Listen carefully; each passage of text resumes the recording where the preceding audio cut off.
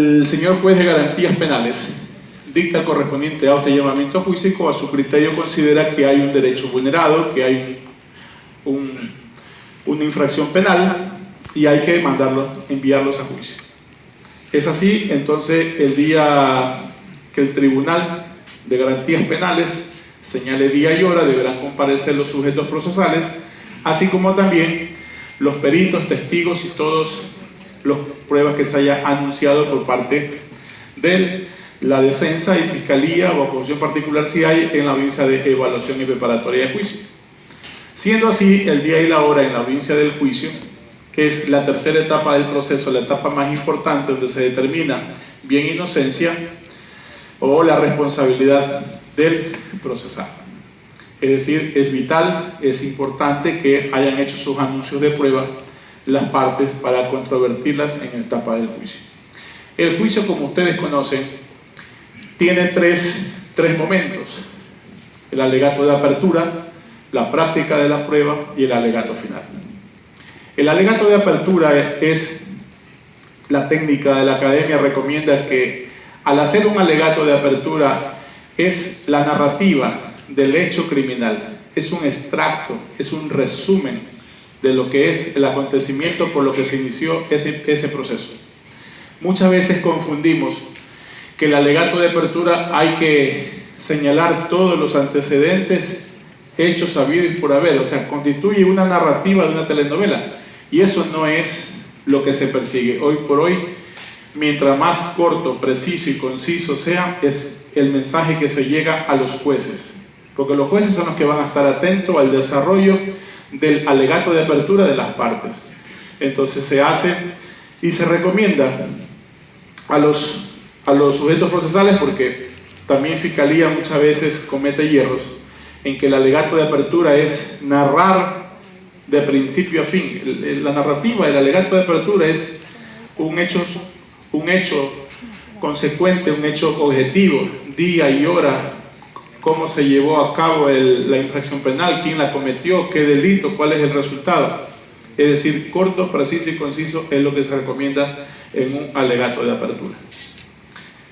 A efecto de que los señores jueces no hagan las observaciones al respecto, y eso es lo que se evita, porque el juez le llame la atención al fiscal o al abogado porque se está desviando del camino que debe hacerse.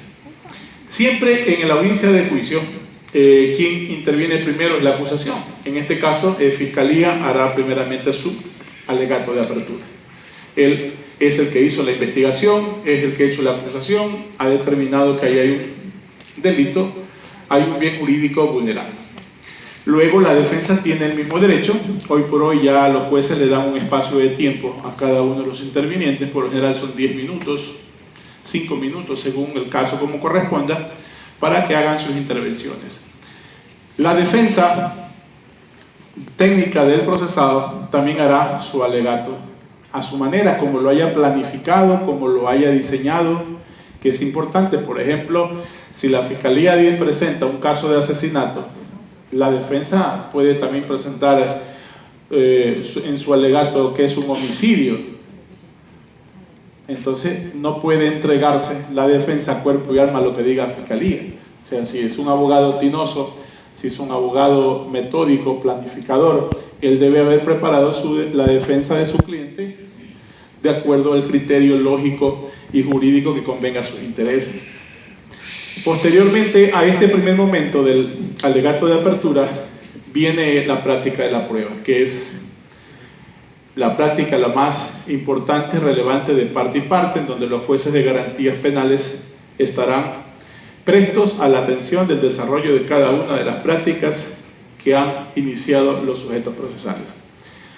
La práctica de la prueba justamente estará a través de lo que son testimonios propios, testimonio de terceros, lo que es el testimonio del procesado, de la víctima, así como también la prueba documental, pericial, que por lo general en la pericial son los peritos que han hecho las pericias en la instrucción. Ellos, para que alcance el valor de prueba, deben comparecer a la audiencia de juicio para que se ratifiquen y para que contesten el interrogatorio y contrainterrogatorio emitido por las partes. Una vez que haga su prueba, estos testimonios son juramentados, so pena de que cometan el delito de perjurio cada uno de estos testigos que presentan las partes, a excepción del testimonio del procesado, que eso es sin juramento, en donde el juez le indicará que si se acoge al derecho al silencio no le acarreará ningún tipo de inconveniente de tipo jurídico, que es lo que él ha planificado con su abogado defensor. Después viene la prueba del procesado. Justamente, por lo general son los mismos testigos, peritos, agentes policiales que ha presentado la Fiscalía, pero a eso habrá anunciado 2, 3, 4 testigos más que deberán comparecer ante los jueces para que contesten al interrogatorio y contrainterrogatorio. El interrogatorio justamente es el que tiene que lucirse en el interrogatorio, siempre será el testigo, es la narrativa cronológica, objetiva de los hechos que se presentan. Y el contrainterrogatorio justamente ya no busca esa finalidad, sino que trata de desbaratar, controvertir, desestabilizar ese testimonio frente a la defensa técnica. Posteriormente a esta práctica de prueba, tenemos lo que es el alegato final. En el alegato final tiene que referirse a lo que dice el 618 del Código Orgánico Integral Penal, es decir, a la infracción penal, responsabilidad del procesado y a la pena que considere las partes que debe cumplir.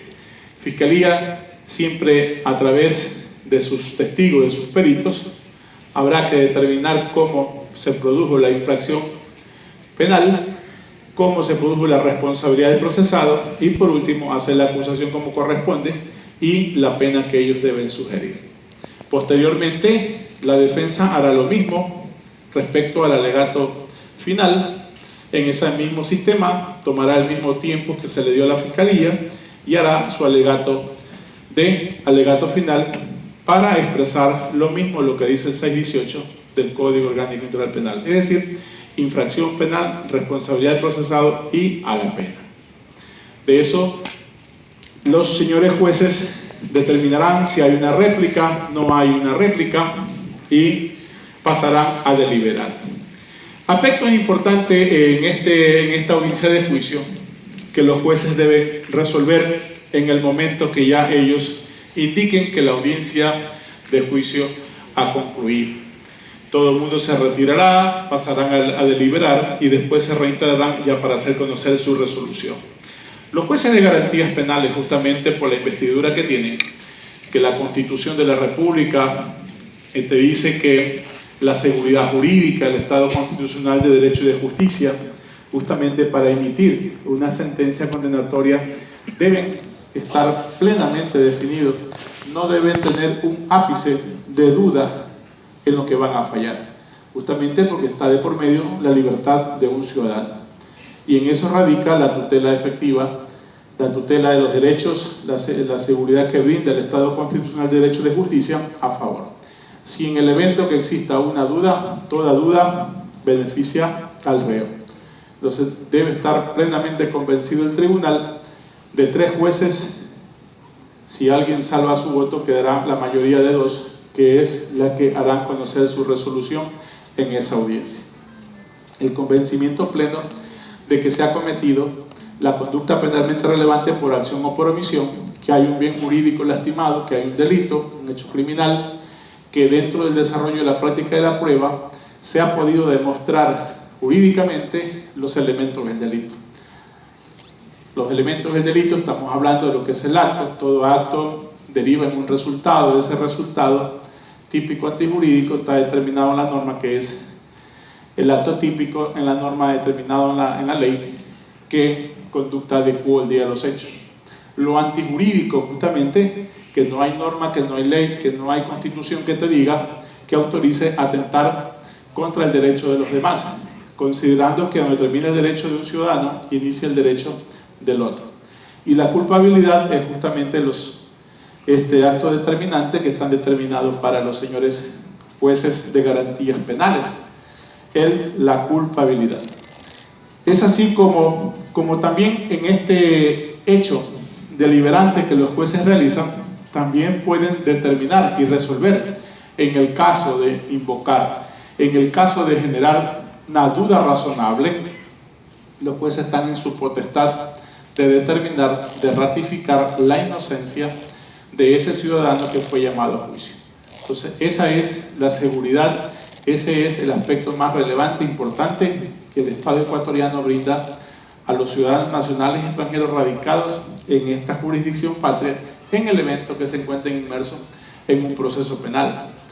So pena de que al cometer alguna equivocación el Estado ecuatoriano pueda ser demandado internacionalmente, como en efecto tenemos muchos casos en que el Estado ha sido sentenciado a pagar, a indemnizar con ingentes cantidades de dinero por el hierro cometido de sus operadores de justicia.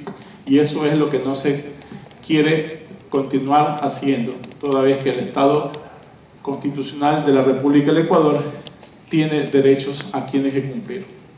Es importante en esto de lo que es el proceso penal, lo que es la práctica penal cotidiana, expresarles que dentro de las diligencias judiciales, y esto la academia, la universidad, estudios investigativos de alto rendimiento, se recomienda a los que actúan en varias diligencias judiciales, los abogados fiscales están denominados o llamados a ser actores jurídicos. En una diligencia judicial, todo el auditorio está dirigiendo la mirada a quien está interviniendo en ese momento, lo está calificando. Y para que esa persona haga una actuación con decoro, con decencia, con responsabilidad, debe poner en práctica, por ejemplo, la mirada. Hay muchos abogados o muchos fiscales que en su actuación siempre la mirada va al piso y no tienen ninguna cortesía de dirigir la mirada al auditorio, a los jueces. Entonces, la técnica recomienda esto, que al hacer las intervenciones en varias diligencias judiciales, justamente tener la mirada hacia el auditorio, la mirada hacia los jueces, el movimiento escénico, el movimiento corporal, tener un timbre de voz adecuado, hablar con elegancia, hablar con pausa, con un lenguaje sencillo, correcto, entendible y no con palabras rebuscadas ni rebombantes. Son aspectos que la técnica jurídica hoy por hoy recomienda. Y en cada una de las charlas que el Consejo de la Judicatura contrata a personal de estudios de alto rendimiento es eso, porque todo el mundo busca la excelencia. ¿Qué te permite hoy por hoy tener un acto competitivo de alto rendimiento? Justamente para hacer este tipo de actuaciones en una diligencia o en cualquier diligencia en donde intervienen los sujetos procesales, incluidos los señores jueces de garantías penales, es porque el abogado siempre se ha distinguido por su oratoria, por su oralidad, saber pronunciar bien el castellano, utilizar las palabras correctas, la palabra técnica, jurídica, que en el momento está adecuando su intervención. Entonces, esto del sistema nuestro, que es oral, indistintamente de lo que sucedió en el sistema inquisitivo, en donde todo era por escrito, hoy por hoy el abogado tiende a especializarse en lo que es la oralidad, la vocalización, el pronunciamiento de las palabras de tipo jurídico que corresponde. ¿Qué te permite la versatilidad de que ustedes sean ricos en palabras? Es justamente la lectura de los fallos de sentencia de resoluciones judiciales, porque ahí está la motivación, ahí está la argumentación de lo que dice la norma constitucional, que todas las resoluciones y los fallos deben estar motivados. Y en esa motivación, en esa sentencia, están determinados todos los principios procesales, constitucionales, derechos humanos, la norma, está tratado lo que está en la Ley Orgánica de Garantías Jurisdiccionales y Control Constitucional, como la ponderación, la proporcionalidad. Justamente en eso es en donde hoy por hoy se busca la excelencia académica de cada uno de los actores jurídicos. Llámese usted abogados, fiscales, defensores. Que cada una de las actuaciones hacerlas como corresponde, sin temor, perdiendo el miedo escénico, con la capacidad que siempre nos corresponde porque hemos estudiado Derecho, somos abogados, y al hacer nuestras intervenciones, nuestras diligencias en pos de nuestros clientes, o en representación de Fiscalía, o en representación de la Defensoría Pública, siempre debe estar presente el nombre de cada una de esas instituciones. No buscar la confrontación. Muchas veces en ciertas diligencias judiciales existe confrontación entre la defensa y Fiscalía. Eso se debe obviar. Eso no se debe permitir, simplemente no entrar en la provocación de la otra parte, porque todos somos profesionales del derecho y no queremos roce en ninguna naturaleza. Esas son las partes que se recomiendan.